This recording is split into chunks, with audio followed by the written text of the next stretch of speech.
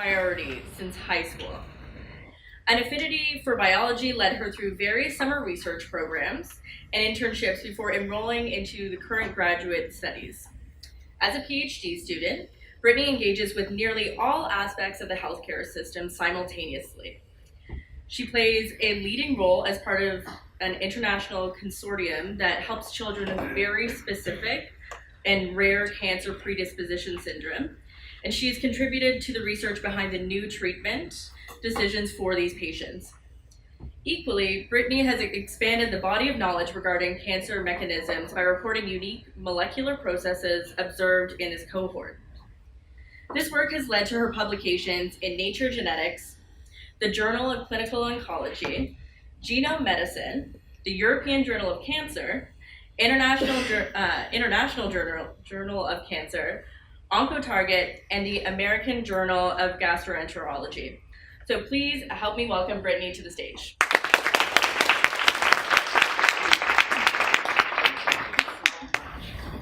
That was a really generous introduction.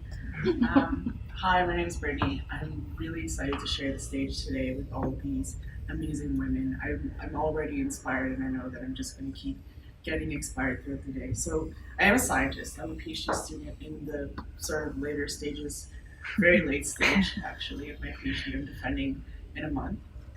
But as a PhD student, I can't do a presentation without a PowerPoint. So just because I need direction in my life. So I'm just going to tell you a little bit about the path to my PhD, and I think I'm not so far from it in terms of the high school aspect, so I think that a lot of the high school. So I did a lot of school, and I was good at it, and I liked it, but you know, as things happen, I transitioned to a single parent household when I was 5. My parents got divorced. This is a really difficult thing for me, and I'm sure it's a difficult thing for a lot of young people, and it changes your finances, it changes the way you live, and it changes the way you think about your life and what you're going to decide to do. So I went through public school education in Toronto. You might even recognize some of these schools. I grew up in the Dufferin and Bloor area. I went to Brock. Then I went to a school like Winona. I went to Beaumont. I went to Melbourne. I went to several schools around the city, mainly because my parents were divorced and they didn't decide where to send me. So I jumped around a lot.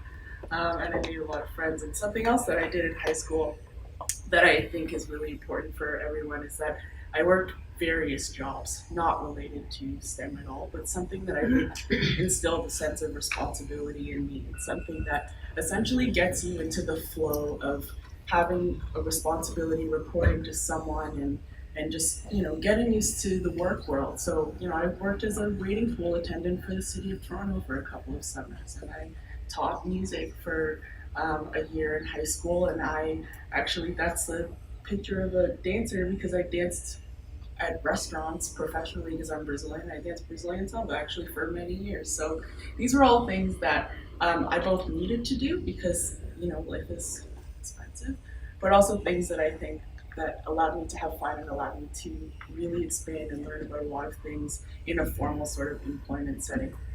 And it wasn't until Miss Terry Marks in high school that I just want to highlight the importance of high school teachers because I think they really have sort of a shaping on your life. So it was in grade 11 biology, and she noticed that I was really good at biology. I talked a lot in biology. I put my hand up a lot.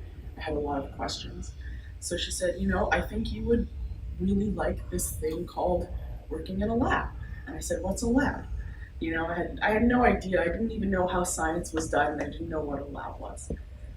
So she introduced me to what was called a lab-based summer studentship. So they have programs for high school students where you can apply to these large hospitals like Mount Sinai Hospital or the Hospital for Sick Children, and you can be paid a little bit of money and you work developing very sort of preliminary lab skills. So I was learning how to manipulate DNA when I was 17. I was learning how to construct clones for the, older scientists and things like that. And this is how I started to get my feet wet into the actual sort of hard skills of lab-based science. And I ended up really liking it. And I did my first summer at Mount Sinai. I was invited back. I did another summer at Mount Sinai. And then I decided that in my young age that I needed to expand my resume. So I applied to another hospital doing the same thing at Labatt. And so that's how I started to meet people, learn science, learn STEM skills, and all of that. And so I still like biology, and that really made me like it. So I did all of that through the summers of my undergrad, and I'm actually a York alumni, like Dr. Egbert. So I studied Bachelor of Science in Biology there. It was 4 years. And York also has a research at York program. So you can apply to actually be paid a little bit of money to work in labs at York as well. And all of that was building my STEM skill set. And then in my last year of my undergrad, I took a cancer course and I fell in love with it. I just thought that cancer was, once you got over the whole morbid, scary bit, that it was the most intelligent disease that I had ever seen. And there was so many aspects to it that I said, I need to study this. I think it's amazing. So applied for my PhD program in medical sciences at U of T. And it wasn't necessarily an easy transition. I had to knock on a lot of lab doors to see who was taking people. I didn't know anyone. It was just very much me relying on whatever experience that I had that I could put on a resume. And I think I emailed like maybe 60 or 70 investigators, and I had maybe 3 responses, and one was traveling and one couldn't meet me. And I met one who looked really young and excited and was willing to take a chance on me as sort of an outsider, outsider, I guess, because I had skills, but it wasn't as connected as the average person is getting into that sort of thing. So it gave me a chance, and it's been great. So I'm going to talk a little bit more about firstly what I actually do. So as I mentioned, I study cancer, but specifically I study families that have a predisposition to cancer. So children who are born with certain mutations that predispose them to get cancer really early in their childhood, before age 18 usually. And what I do is I study the mechanisms and the process. So how do they get cancer? What do these cancers look like? And what do they look like? What does the DNA in their cancers look like specifically? So I use a lot of techniques that actually look at the DNA inside of the tumor, and we say that it's driven, we try to comment on what's driving them in terms of biology. And a lot of the techniques that are actually required to look into the DNA of the tumor require skills that are sort of bioinformatic and computer-based, and something that I actually didn't have in my training as a biologist. So the theme of sort of learning to code and expanding your skill set over your life and things like that applied to me too, and I found myself learning to code, and that wasn't something that I actually thought that I was capable of doing. So that was something that I felt really proud of when I was able to pick up those skills. So this is just, I think it's important to show what a PhD kind of looks like, because it's kind of a gray area. What do you do there? You know what I mean? So these are the high points of the PhD. So when you're not, in your laptop or, just sort of in the lab really late, and you get to present.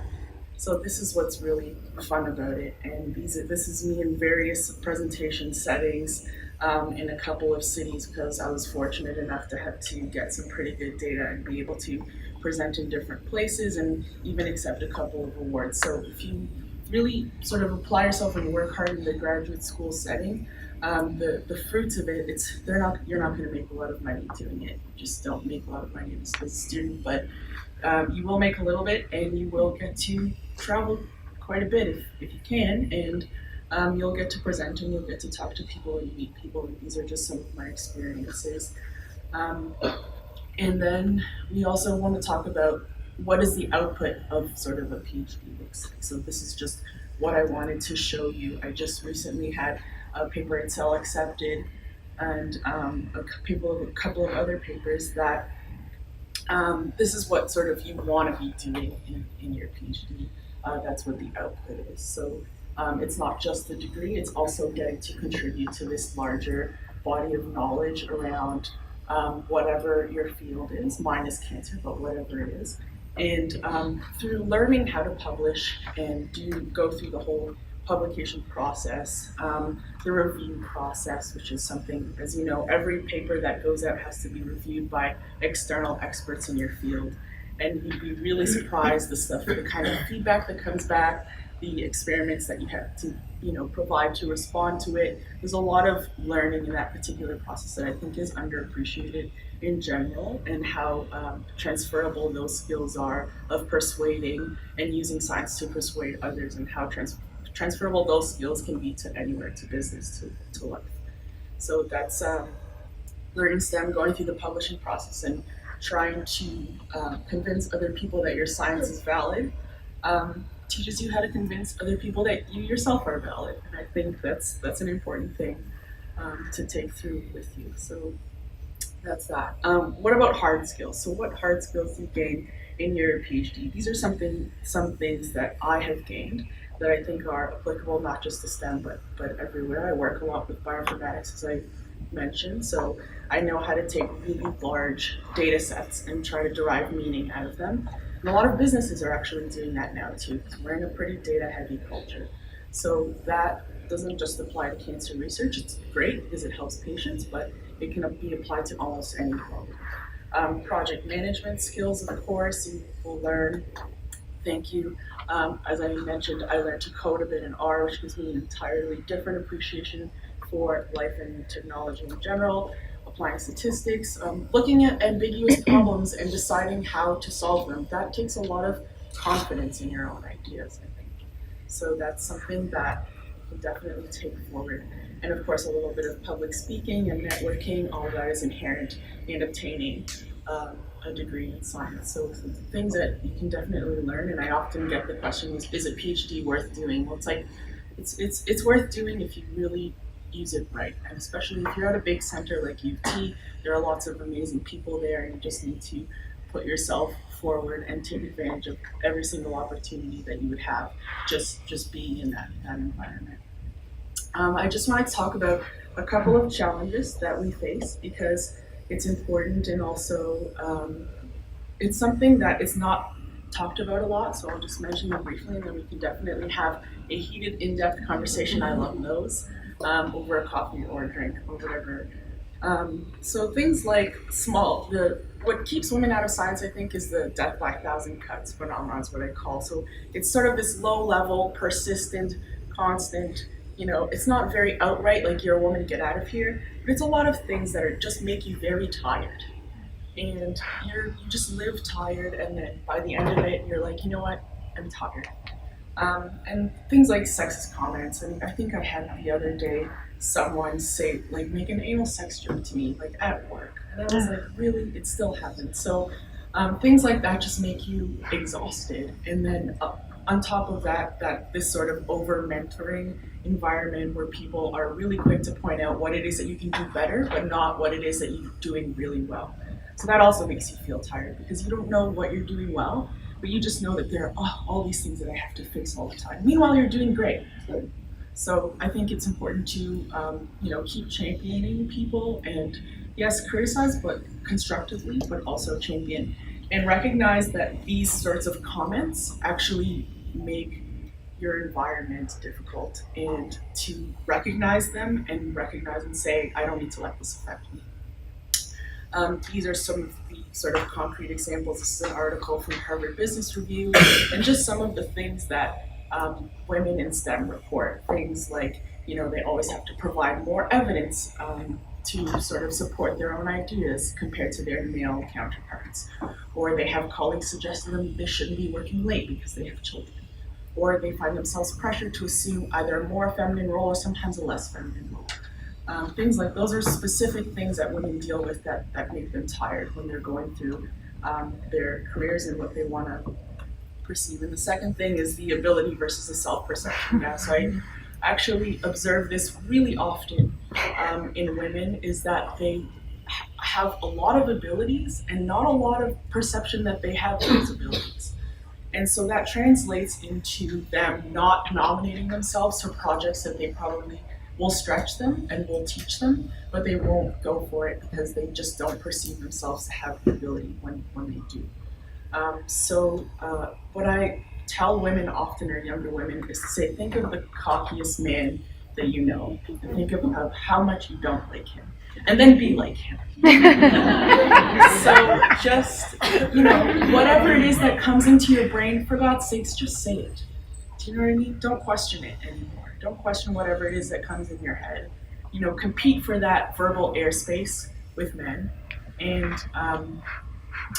just do it. And if you're wrong, first of all, who's to say that you're wrong? And then secondly, if you are, then that's how you learn. But you won't learn by letting someone else sort of talk over you. And I understand that it's difficult. Sometimes I even have a physiological response towards opening my mouth. I get that nervous. But you just try, and then eventually it becomes more of a second nature. And sometimes the person that talks the most gets observed to be the smartest, and that's just what it is. So I encourage women to talk and to not sort of underestimate their own potential. This is a concrete example of what happens when you don't do that. So this is an article again from Harvard Business Review. Obviously, one of my favorite reading materials is when you're looking at the difference. This is an example of male entrepreneurs and female entrepreneurs, and they're pitching ideas to people who will give them money, to funders, so venture capitalists. And you can see the difference in how the men and the women are described. You know, you have people who say, you know, men are, you know, they're arrogant, but that's okay because that means they're competent. And meanwhile, a woman will be like, well, they lack network context and they need help to develop their own business concepts. And so it's a very palpable difference in how men and women are described when they're pitching their ideas. And this perception is something that we're going to have to actively fight towards. So just to know that it's there and to keep going and develop a resilience and a patience towards what the current environment is towards women, and to just blow through it. So yeah, that's my advice. So this is my last slide here, and these are just some tips for starting out in biomedical research. So that's what I know best. Firstly is to choose a discipline where you think that there are many highly transferable skills that you can learn. So something that you can learn to do a lot of different things and can be applicable in many different situations. Research the scientists that you want to work for and look for their productivity. Don't assume that every scientist is as productive as the next scientist, because some of them are in later stages of their careers and they're not, they don't want to mentor as effectively, or they're just maybe a little bit more checked out. Some of them are a little younger and a little hungrier. They want to go for those bigger grants and things like that. So try to assess their productivity and their stages of career before you choose a lab, because that will ultimately reflect on your experience. Try to get into larger academic centers with a lot of funding opportunities, because it just means there's more things for you to compete for and do better at. And read a lot and get to know how the questions that you're interested in are currently being answered. So what are the techniques that are being employed that are answering the questions that you yourself are interested in? Can you learn those?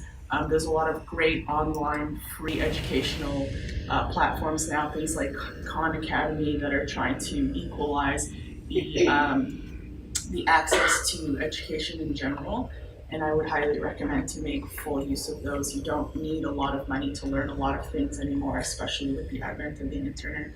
And lastly, adoptive growth mindset. So like Natalia was saying about math, if you're bad at something, you can get better at it. And there's really nothing holding you back from improving at whatever it is that you want to improve at. And seek out people like me and anyone else that are willing to help you. So that's my contact information. If you have any questions for me, please feel free to reach out anytime. Thank you so much for listening.